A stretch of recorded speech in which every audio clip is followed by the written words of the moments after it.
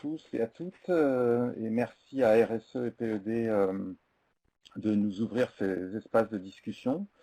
Bon, alors oui, je vais juste dire que donc on a créé un premier standard qui s'appelle le standard Fairmind et qui est spécifiquement basé sur le principe du commerce équitable. Je vais en dire deux mots plus tard. Aujourd'hui, je voudrais parler un petit peu de quelques constats actuels concernant les difficultés d'approvisionnement et la situation en matière d'approvisionnement responsable à partir du secteur minier artisanal. Je ne vais pas me focaliser sur la grande industrie, parce que ce n'est pas notre secteur d'activité. Nous, en fait, en tant qu'ONG, on s'appuie sur la mine artisanale comme outil de développement potentiel au niveau rural et local. Voilà. Si on fait cette mine de la bonne manière. Voilà, donc je vais ensuite aborder très rapidement quels sont les éléments récents de prise de conscience sur la nécessité de contrôler l'approvisionnement. Donc je pense que Sabine en a déjà beaucoup parlé, donc je n'aurai pas besoin de beaucoup insister là-dessus. Je vais aussi un peu développer le modèle de devoir de diligence de l'OCDE et son développement, en fait, parce que le document dont tu as parlé, le concept dont tu as parlé, Sabine, il est aussi développé pour les mines artisanales. Il y a des annexes à ce guide et à ces recommandations qui sont spécifiquement dédiées aux mines artisanales, en particulier pour les minerais de conflit, et en particulier pour l'or, qui est le secteur dont nous on s'occupe beaucoup.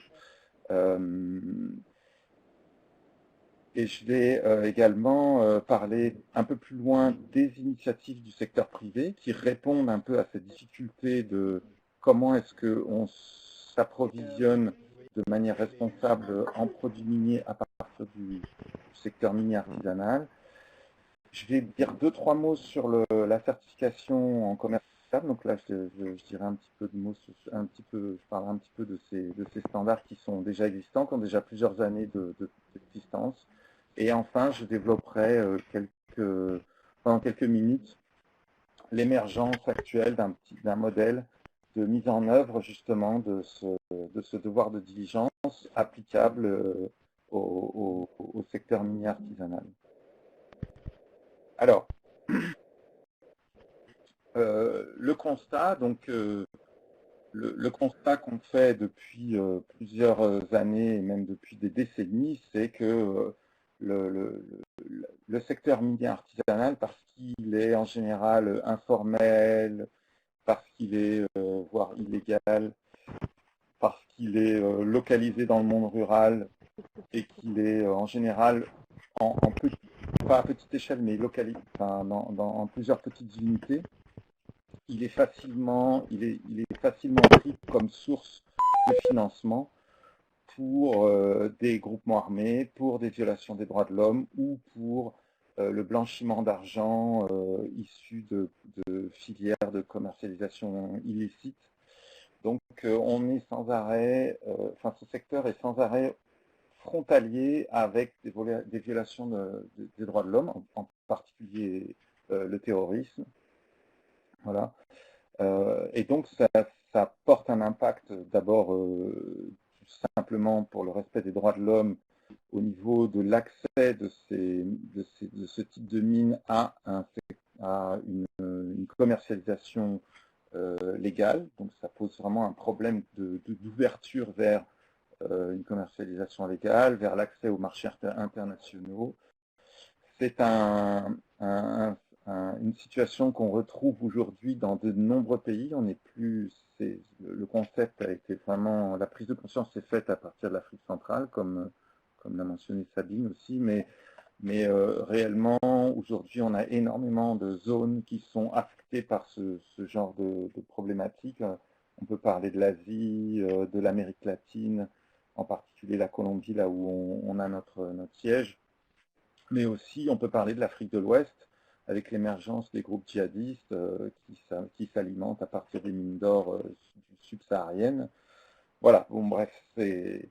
Et effectivement, ça peut impacter n'importe quelle ressource minérale, donc c'est un problème qui est vraiment très, très global. Voilà. Cette prise de conscience, elle se fait aussi, euh, elle se fait par les actions de la société civile. Donc là, quelques images de rapports qui ont marqué et qui ont fortement influencé et qui ont obligé le secteur aval, c'est-à-dire les commercialisateurs, les affineurs, comme disait Sabine, à réagir et à prendre certaines mesures, mais aussi au niveau du grand public, par la presse, par l'apparition dans les grands médias de scandales de violation des droits humains, de destruction environnementale massive, etc. Donc, et à travers des films comme Blood Diamond qui sont très connus. Voilà. Blood Diamond qui parle réellement de l'exploitation du diamant comme financement de la guerre civile en Afrique de l'Ouest, en particulier au Libéria et en Sierra Leone. Voilà.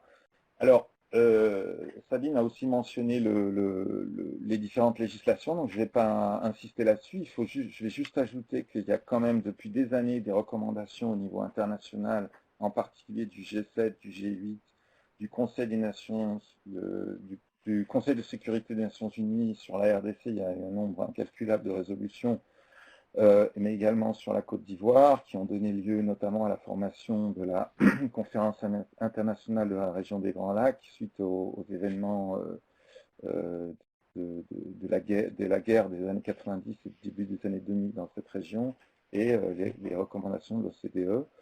La recommandation de l'UE, qui, elle, euh, elle prend effet immédiatement, mais en fait, elle commencera à s'appliquer en 2021, et puis elle s'applique uniquement à des tonnages de grandes dimensions. Donc, on va pas, ça va être un filet avec des très grosses mailles, on va dire. Euh, et puis, la loi française sur le devoir de diligence, qui est effectivement un autre instrument très puissant, qui, je pense, va être qui va être mis à contribution pour contrôler et voir quel est le devoir de diligence mis en œuvre par les grandes entreprises. On parle d'entreprises de plus de 5000 employés, mais qui aborde effectivement tout ce domaine de respect des droits de l'homme et de l'environnement. Donc on peut aussi avoir toute une frange d'activité de devoir de diligence au niveau environnemental. Voilà, alors quelques mots sur le guide. Le guide de l'OCDE, donc en fait, c'est quelque chose qui veut être un instrument pratique et qui est destiné surtout à promouvoir des chaînes de commercialisation. C'est-à-dire que on part de la source, on essaye de vérifier à la source qu'on respecte les principaux, on respecte un certain nombre de concepts, et ils sont relativement basiques et simples, et ils sont liés en particulier au respect des droits de l'homme, mais aussi à la corruption, au financement et à la collusion avec des groupements armés. Ce guide, il s'est construit à partir d'un processus de consultation multipartite. Donc, il y avait des représentants des mineurs, dont ARM. ARM a participé à cette discussion, en particulier pour les annexes qui concernent le secteur minier artisanal. Mais il y avait aussi beaucoup de personnes de la chaîne intermédiaire, des gouvernements, des grands représentants de la société civile. Enfin bref, voilà. Donc ça s'est fait sur la base d'un processus de consultation qui d'ailleurs est toujours en cours. L'OCDE organise annuellement un forum à Paris sur ces questions-là, qui rassemble de plus en plus de monde. Cette année, ils attendent environ 800 personnes.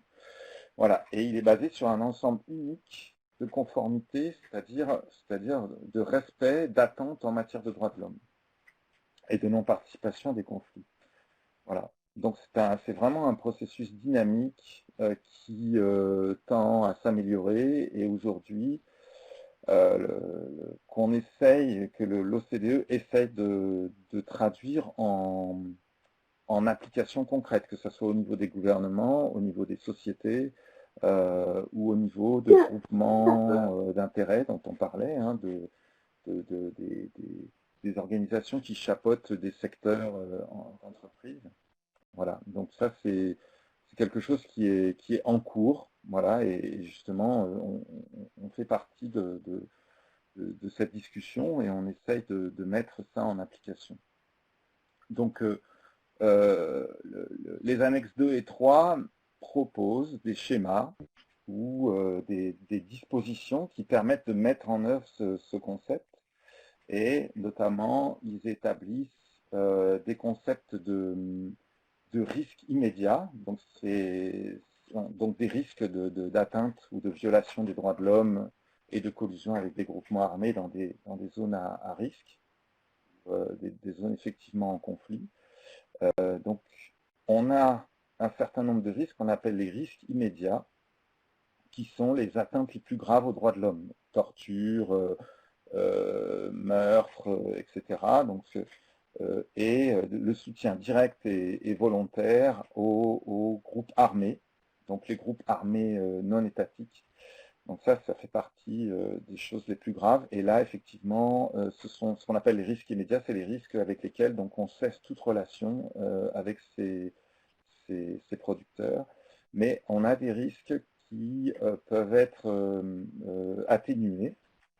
Donc on peut engager, même si ce sont des risques graves, on peut engager, sous couvert d'amélioration progressive de la situation, on peut engager une relation et effectivement un soutien avec ses producteurs ou ses fournisseurs, dans le cas où il y a un engagement qui est fait et qu'on constate une progression. Donc on établit un délai limite, et ça concerne effectivement le soutien indirect ou direct aux forces de sécurité, la corruption ou les fausses déclarations, le blanchiment d'argent, le défaut de paiement et d'autres violations graves, comme par exemple les pires formes de travail des enfants, des choses comme ça. Donc là, on a une progressivité qui est introduite et qui est essentielle pour aller vers ces groupements qui sont pas forcément, qui sont isolés dans leur manière d'être.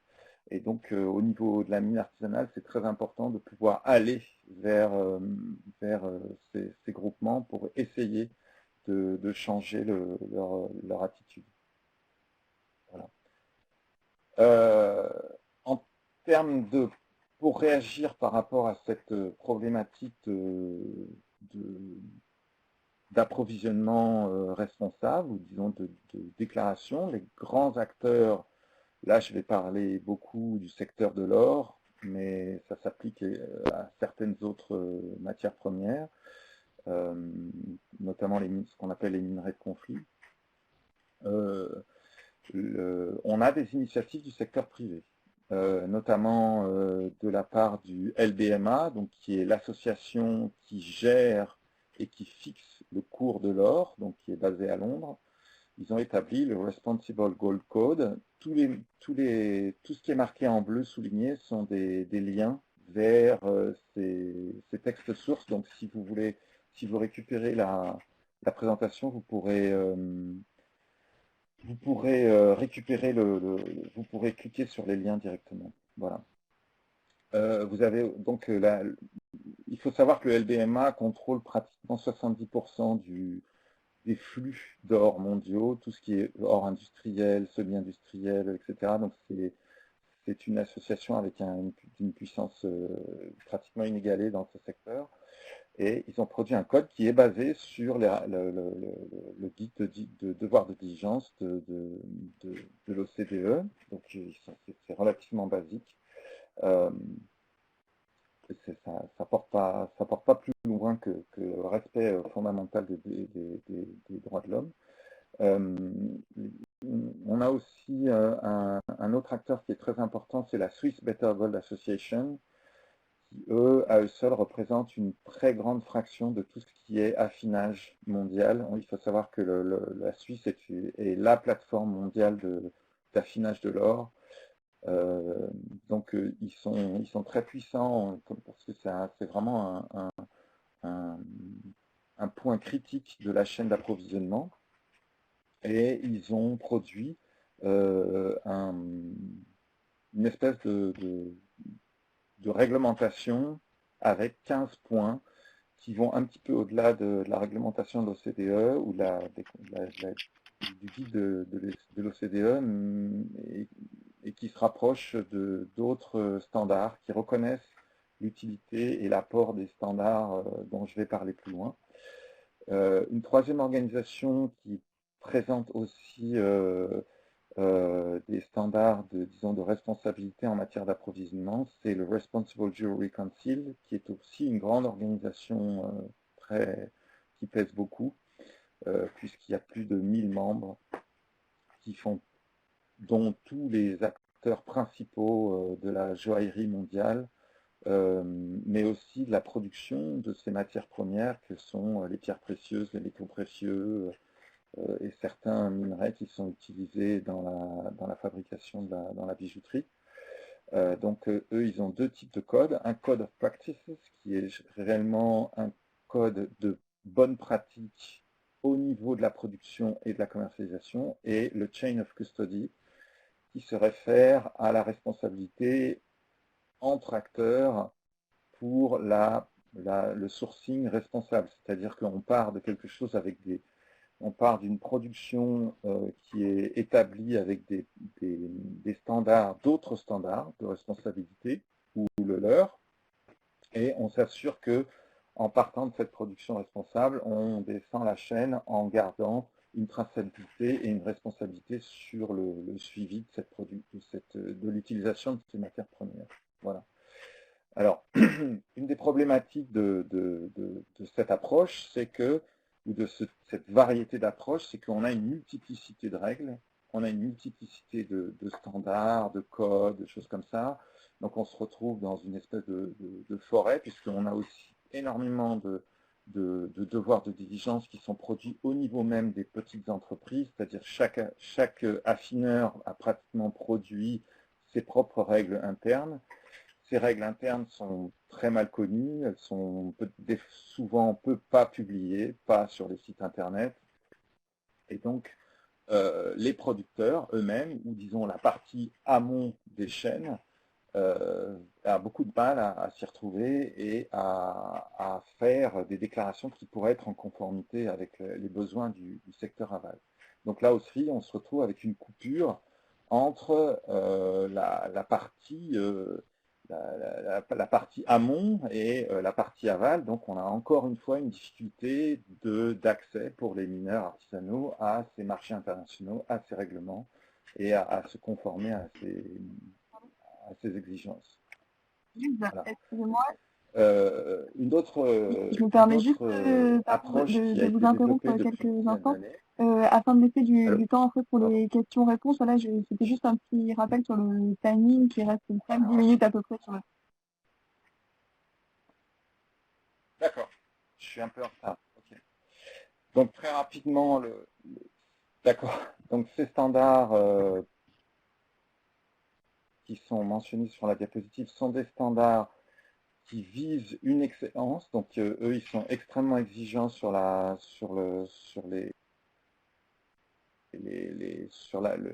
production en matière environnementale, sociale, etc. Mais par contre, en général, ce sont des standards qui fournissent un prix minimum garanti plus une prime de développement, c'est-à-dire qu'il va y avoir un prix au-dessus du prix de commercialisation qui va servir au développement rural et local. Et en général, ce sont des systèmes qui bénéficient d'un audit d'une tierce personne, donc indépendance de la vérification des pratiques sur place. Voilà. Donc c'est d'un coût relativement élevé. Voilà. Je voudrais juste, pour finir, mentionner une nouvelle initiative donc, qui sert en fait à justement fermer le gap qui existe entre la production artisanale et l'industrie aval, et aussi harmoniser en fait cet ensemble d'initiatives dont j'ai fait mention dans les diapositives précédentes. Donc c'est une espèce de code qui est basé sur le devoir de diligence de l'OCDE, mais qui s'applique, qui est en fait une espèce de méthode d'application sur le terrain à l'attention des mineurs pour pouvoir répondre à ces exigences du marché aval et ouvrir le marché légal au niveau local vers le marché international. Donc c'est une initiative qui est fondée par le Partenariat européen pour les minerais responsables, qui est donc un partenariat public-privé issu ou qui soutient la législation européenne récemment créée. C'est fondé sur un dialogue multipartite. C'est une approche open source. Open source, ça veut dire que c'est un standard qui n'aura pas de propriété intellectuelle privée. Donc chaque entité qui souhaitera pourra s'en emparer, l'adapter et en créer des versions enfants qui seront adaptées peut-être avec des dispositions complémentaires, avec des aspects supplémentaires. Notamment, ça c'est vraiment dirigé à l'intention par exemple des gouvernements, mais aussi des entités privées qui souhaitent intégrer quelque chose qui soit harmonisé et qui facilite en fait le reporting et les méthodes de vérification. Voilà. Il est donc basé sur un certain nombre de niveaux de vérification. On a donc les risques immédiats qui sont présents dans l'annexe 2. Donc ça veut dire qu'on quitte immédiatement la relation parce que c'est donc le premier critère, mais c'est aussi le seul critère qui est un critère de réussite ou échec. Donc c'est-à-dire que si on s'aperçoit que c'est pas bon, on arrête et c'est un échec. Tous les autres critères donc, qui englobent, qui vont un petit peu plus loin, donc les risques réductibles et les risques autres qui sont classés en risques élevés, moyens et faibles, sont des risques qui sont gérables. Voilà. Et donc, on a un indice de progressivité, et c'est ça qui est intéressant, c'est qu'on peut travailler avec des acteurs qui sont informels, qui sont non déclarés, qui ont des pratiques douteuses. On peut commencer à travailler avec eux. Voilà. Sa portée, elle est globale. Au niveau organisationnel, on peut travailler avec des producteurs qui sont simples, qui sont très basiques, même individuels, des groupes familiaux, des organisations de ce type-là, ce qui offre aussi une grande flexibilité dans la capacité d'atteindre des mineurs artisanaux qui sont isolés. Et un autre aspect qui est très intéressant, et je finirai là-dessus, c'est que ce mécanisme permet au producteur minier artisanal de faire sa propre déclaration, de dire, voilà, moi je suis conforme avec telle règle, et je m'engage pour l'année prochaine à me conformer à telle règle. Donc lui, il fait sa déclaration de manière harmonisée, et c'est à la chaîne aval de venir vérifier ce qu'il déclare. C'est-à-dire qu'on partage ici le coût qui est dû à la vérification. C'est-à-dire que lui, il fait sa part et ensuite, les acteurs de la chaîne aval peuvent aussi contribuer à la vérification de ces bonnes pratiques, ce qui n'est pas le cas dans les autres schémas. Voilà. Donc actuellement, cette initiative est en train d'être testée en Colombie dans des zones de post-conflit, dont des groupements de femmes. L'objectif est de mettre en place rapidement une filière stable et déclarée au niveau national et vers l'export, et de produire une première version de ce code.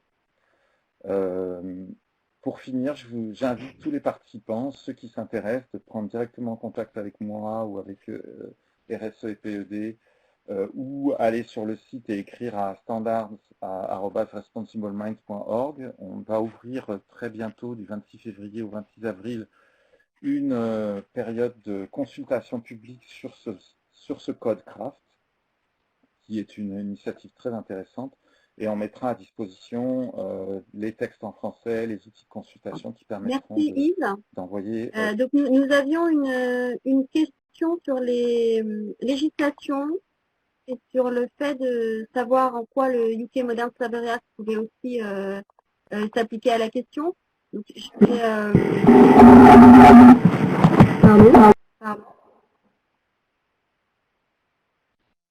Donc, je vais me permettre de répondre. Donc, pour ceux qui ne savent pas, le UK Modern Slavery Act, c'est une loi anglaise qui demande aux entreprises ayant des activités avec un certain montant de chiffre d'affaires, mais ayant des activités en Angleterre, et donc potentiellement toutes les entreprises et pas seulement les anglaises, rendre compte de la façon dont elles gèrent le travail forcé dans le cadre de leurs activités et de toute la chaîne de sous-traitance. Donc bien évidemment pour les entreprises concernées par le qui s'approvisionnent en cobalt ou en minerai en général, elles sont concernées et doivent rendre compte, mais c'est bien une obligation de reporting et non comme la loi française une obligation de mettre en place un processus de diligence raisonnable. Elles doivent rendre compte de la manière dont elles vérifient leur approvisionnement en minerai en général. Et donc on a une autre question pour vous directement Yves, ne pensez-vous pas que la transformation des minerais sur place serait une solution à ces conflits et permettrait le développement de ces zones foyers de misère? Si, absolument. Dans certains cas, c'est tout à fait faisable et on essaye de déployer ça pour l'or, en tout cas. Il faut savoir que nous, on fait la promotion de la bijouterie locale. Donc, on a, par exemple, on a plusieurs bijoutiers certifiés dans des pays comme le Pérou, la Colombie. Bon, c'est un peu embryonnaire pour l'instant, mais on pousse les mineurs à améliorer la qualité de ce qu'ils vendent, c'est-à-dire par exemple de faire une première fusion, d'affiner leur or plutôt que de vendre quelque chose de complètement brut, de manière à gagner quelques pourcents sur la qualité du métal. Par contre, il faut savoir que, par exemple pour l'or, parce que je connais bien ce domaine-là, une unité d'affinage très, très forte, c'est une unité d'affinage garantie. C'est un investissement relativement lourd qui ne serait pas à la portée d'un groupement de mineurs, ni à la portée d'une même... Enfin, voilà, ça demanderait énormément d'investissement local et ce serait probablement le fait d'un investisseur étranger. Donc on se retrouverait un petit peu dans le même problème. Ceci dit, les premières phases de l'affinage, par exemple de l'or, sont très simples et ça c'est quelque chose dont on fait la promotion. Très bien, merci. Donc, je ne sais pas s'il y a d'autres questions pour Yves ou pour Sabine ou en général sur le sujet. Je vois qu'il y a des gens qui sont en train d'écrire.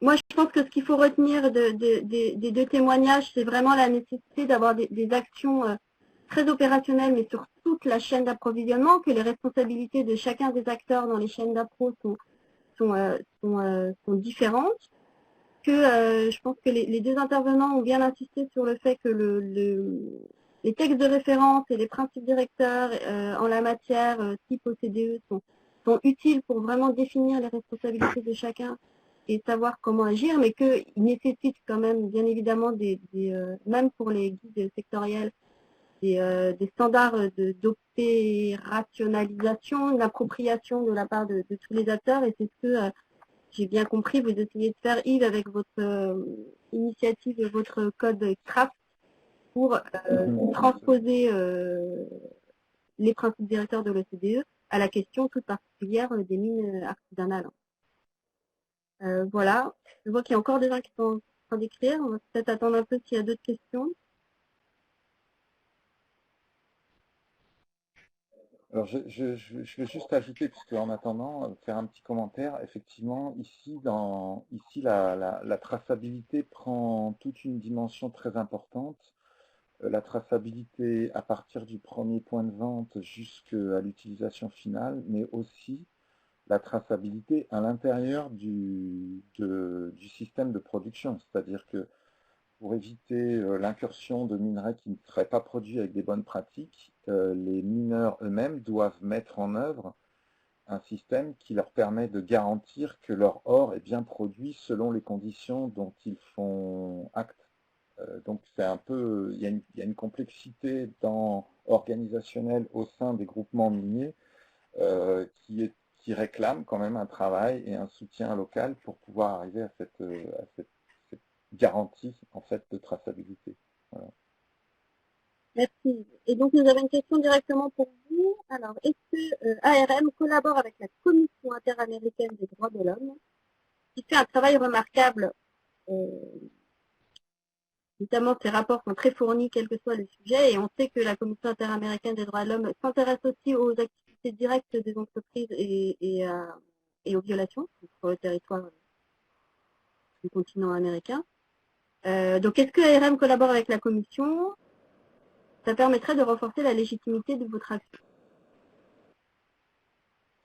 Alors, on a eu des rapports avec eux, on a eu des échanges avec eux, mais on n'a pas de, comment dirais-je, de collaboration permanente ou suivie. Voilà. Donc, ils s'occupent de beaucoup de sujets. Leur travail au niveau des droits de l'homme est vaste, donc il occupe énormément de secteurs, et le secteur dont nous on s'occupe n'est pas forcément dans le focus tout le temps de la commission. Ceci dit, on est en rapport avec eux, et d'ailleurs on a été invité, je crois, il n'y a pas très longtemps, à justement présenter les travaux qui sont faits dans le domaine du secteur mini artisanal qui occupe beaucoup une grosse partie des pays andins. Nous, on travaille beaucoup en Bolivie, Équateur, Pérou, Colombie, etc., quoi. Voilà.